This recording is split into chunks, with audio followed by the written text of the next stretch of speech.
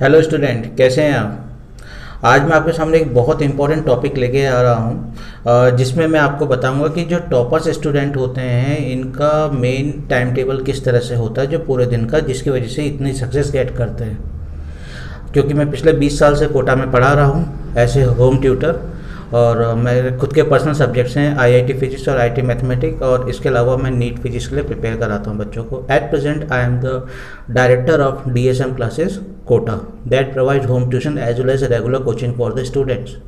ठीक है, तो देखिए टाइम टेबल तो मैं आपको बताऊंगा, बट टाइम टेबल के साथ में कुछ चीज़ें और होती हैं जो आपको पता होनी चाहिए, और इन चीज़ों को टॉपर्स भी फॉलो करते हैं। देखिए, जो भी आप इंट्रेंस एग्ज़ाम के आजकल प्रिपेयर कर रहे हैं उसमें मेनली 20 to 30% सिलेबस ही होता है जो काम का होता है, और सारे क्वेश्चन जनरली उसी से बनते हैं। बाकी 70% सिर्फ आपको एक बार पढ़ना होता है, बट उनके ऊपर एग्जामिनेशन पॉइंट ऑफ व्यू से क्वेश्चन नहीं आते हैं। वो केवल एक हेल्प पार्ट होते हैं या एक क्वेश्चन का एक पार्ट होते हैं, मगर वो पूरा क्वेश्चन उस पर से कभी भी नहीं आता। क्वेश्चन का केवल क्वेश्चन वही आते हैं जो 20 to 30% सिलेबस के होते हैं और जो मोस्ट इंपॉर्टेंट होते हैं, बाकी सब उसमें इन्वॉल्व होते हैं। ठीक है, अच्छा, तो आपको जो मेन सबसे पहला जो काम करना होता है, या कोई भी टॉपर सबसे पहले काम करता है, वो उन टॉपिक को सिलेक्ट करता है कि जो एक्चुअल में 20 to 30% कवर हो रहा है, जो एग्जामिनेशन पॉइंट ऑफ व्यू से इंपॉर्टेंट है। पहले उनको वो मार्क कर लेते हैं कि भाई ये चीज़ें हैं, मुझे केवल इन्हीं पे मेन फोकस करना है, और इसके रिगार्डिंग ही मुझे क्वेश्चंस के प्रैक्टिस करनी है। दूसरी चीज़, हरदम नोट्स को बहुत लंबे नोट्स ना बनाएं, बहुत शॉर्ट नोट्स बनाएं, क्विक रिवीजन जिससे हो जाए। मतलब ये नहीं कि पूरी की पूरी थ्योरी आप उठा के अपने नोट्स में डाल दें तो वो पता चला कि जो आपके बुक्स होती हैं उनसे बड़े बड़े नोट्स बन गए। ऐसा नहीं होना चाहिए। नोट्स बहुत पतली, एक पतली कॉपी में आपके नोट्स कंप्लीट हो जाने चाहिए, जिसमें साल 2 साल का जो पूरा कंप्लीट कोर्स है, जैसे नीट के लिए है या आईआईटी के लिए है, वो पूरे उसमें रिवाइज हो जाए, क्विक रिवाइज हो जाए। क्योंकि अगर ज़्यादा बड़े नोट्स हो गए तो आपको रिवाइज करने में बहुत दिक्कत होगी। देन आफ्टर, कोई भी जो स्टूडेंट है उसके लिए एट प्रेजेंट में 6 to 7 आवर की स्लीप सफिशेंट है। इससे ज़्यादा नहीं सोना। ये नहीं कि हम 10-10 12-12 घंटे सो रहे हैं और हम एक्सपेक्ट करें कि हम तो टॉपर्स हो जाएंगे, ऐसा पॉसिबल नहीं है।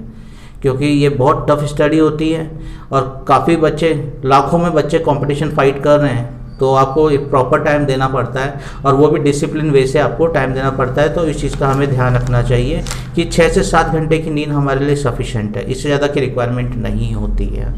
देन इसके बाद जो स्टूडेंट्स, जो टॉपर्स हैं हमारे, जो टेक्निक फॉलो करते हैं, वो होती है पोमोडोरो टेक्निक। पोमोडोरो टेक्निक का मतलब स्टडी विथ शॉर्ट ब्रेक, छोटे छोटे ब्रेक्स के साथ पढ़ाई करना। तो कोई भी जो स्टूडेंट है वो रेगुलर तो पढ़ नहीं सकता, तो क्या करते हैं कि 1 घंटे में 50 मिनट की पढ़ाई हो गई और 10 मिनट का एक ब्रेक हो गया, जिसमें 5 मिनट का हल्का सा वर्कआउट हो जाए और 5 मिनट की डीप ब्रीथिंग हो गई, या कोई मोटिवेशन आपने देख लिया, थोड़ा सा अपने आप को रिलैक्स कर लिया, फिर वापस स्टडी में लग गए। तो 50-10 इस तरह की टेक्निक से पढ़ाई की जाती है, और ये सब जो आपके टॉपर्स स्टूडेंट्स हैं वो इस चीज़ को फॉलो करते हैं। ठीक है, अच्छा, खाना जो है ये लिमिटेड खाते हैं। हाई प्रोटीन कंटेंट फूड होता है, बट ये लिमिटेड खाना खाते हैं। मतलब हाई प्रोटीन कंटेंट में ये नहीं होता कि आपने आलू के पराठे दबा के खा लिए, या मतलब कोई भी हैवी राइस खा लिया, खूब सारा राइस खा लिया, ऐसी चीज़ नहीं खाते हैं। ये हाईली प्रोटीन कंटेंट फूड होते हैं, बट लिमिटेड क्वांटिटी में खाते हैं। क्वालिटी होती है, क्वांटिटी कम, ताकि हमें आलस नहीं आए पढ़ाई करते टाइम, हमें आलस बिल्कुल नहीं आए। इस चीज़ का हम लोगों को ध्यान रखना होता है। ठीक है, लिमिटेड फूड होंगे जिसमें आपके फ्रूट्स आपको हो सकते हैं, नट्स हो सकते हैं, ड्राई फ्रूट्स हो सकते हैं, आपके स्प्राउट हो सकते हैं। ये लिमिटेड है, टाइम टू टाइम थोड़ा थोड़ा वो लेते हैं, ज़्यादा एक्सेस में नहीं लेते, नहीं तो नींद आने के चांसेस ज़्यादा होते हैं। ज़्यादा हैवी बॉडी हो जाएगी तो ज़्यादा आलस आएगा, तो आपका टाइम पीरियड कम होगा पढ़ाई का। इस चीज़ को आपको ध्यान रखना होता है। अच्छा, एक दिन में कंप्लीट एक सब्जेक्ट को रिवाइज नहीं करते। मतलब ये नहीं कि आज तो मैं पूरा फिजिक्स को ही रिवाइज करूँगा, या आज मैं पूरे दिन मैथ्स को करूँगा, ऐसा नहीं है।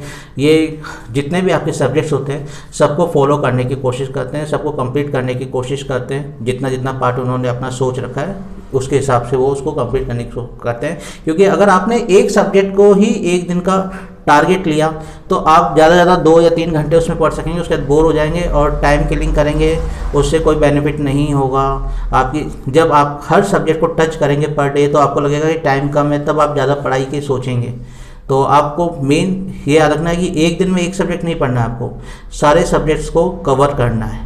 थोड़ा थोड़ा सबको सब्जेक्ट को कवर करना है, सब सब्जेक्ट टच में आने जरूरी है आपके, जो भी सब्जेक्ट आपके एंट्रेंस एग्जाम आ रहे हैं। जैसे आईआईटी वालों के फिजिक्स केमिस्ट्री मैथ्स आते हैं, मेडिकल वालों के फिजिक्स केमिस्ट्री बायोलॉजी आते हैं, या और कोई एंट्रेंस एग्जाम के हैं तो उसके सब्जेक्ट्स आपके आते हैं। तो सारे सब्जेक्ट आपके एक दिन में टच होने ज़रूरी हैं, थोड़ा थोड़ा सबका होना चाहिए, एक दिन में एक सब्जेक्ट आपका नहीं होना चाहिए। अच्छा, सबसे इम्पॉर्टेंट थिंग, कुछ बच्चों को देखा जाता है कि वो बेड पर बैठ के पढ़ाई करते हैं। कभी भी बेड पर बैठ के पढ़ाई नहीं होती है, पढ़ाई हरदम टेबल चेयर पे ही होती है, और वही आपकी एक स्पेस है जिसको साफ़ सुथरा रखना चाहिए, और टेबल पे चेयर टेबल का ही यूज़ करना चाहिए पढ़ाई के लिए। वहीं पे आप अलर्ट रहेंगे और वहीं पे आपकी पढ़ाई बेस्ट होगी। कभी भी बेड पे बैठ के आपकी पढ़ाई अच्छी नहीं हो सकती। अच्छा, अब हम लोग टाइम टेबल की बात करते हैं। जनरली क्या करते हैं कि जो स्टूडेंट्स होते हैं, मैं ये नहीं कहता कि हर स्टूडेंट, 90% से ज़्यादा स्टूडेंट्स सवेरे ब्रह्म मुहूर्त में 5 बजे के आसपास उठते हैं, 5 से 5:30 बजे तक अपना जो भी मॉर्निंग एक्टिविटी है उसको कंप्लीट करते हैं। देन उसके बाद वो 5:30 बजे अपनी टेबल चेयर पर आ जाते हैं। 5:30 से 7:30 का टाइम बहुत अच्छा टाइम होता है, एकदम फ्रेश माइंड होता है। जो भी आप पढ़ेंगे आपके माइंड में बिल्कुल स्टोर हो जाएगा, रिकॉर्ड हो जाएगा बिल्कुल, जो आप कभी नहीं भूलेंगे।